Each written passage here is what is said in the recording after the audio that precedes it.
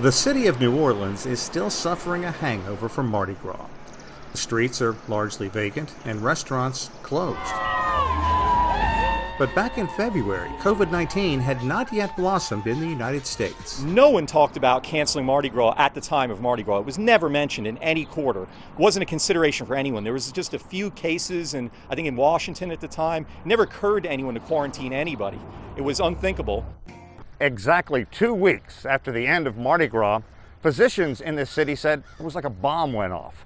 Suddenly, hospitals were overburdened, and New Orleans, as well as the state of Louisiana, were thrust into crisis mode. In the aftermath, parades, public parties, and festivals were canceled for the rest of the year by the city's mayor, a potentially crippling blow to a city built on the service industry. The mayor shutting things down, I mean, it was a necessity. It needed to be done.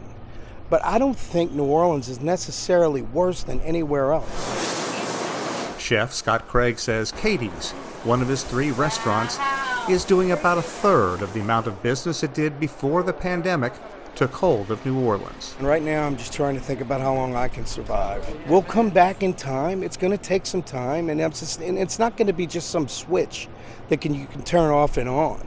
You know, it's going to take time to recover from this. Army General Russell Honore knows disasters. He was the man credited with turning around the government's anemic first response to Hurricane Katrina 15 years ago. He now lives in retirement. America and the world got to come to grip with. The reason it is a disaster is it has defeated you. The opposite of that is, if you had control of it, it wasn't a disaster, it was an inconvenience. But it doesn't mean the virus has to win. Now, he says, is the time for testing, testing, testing.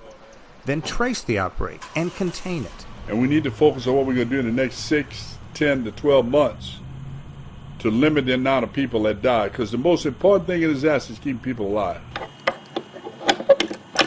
All right. Well, I happen to be in that 3 to 5%. I'm a minority. I'm 73 years old. I've been treated for heart and respiratory issues. So I don't have much chance of surviving at the convention. Honore's world has changed, maybe forever, saying it will be a long time before he feels comfortable shaking hands again.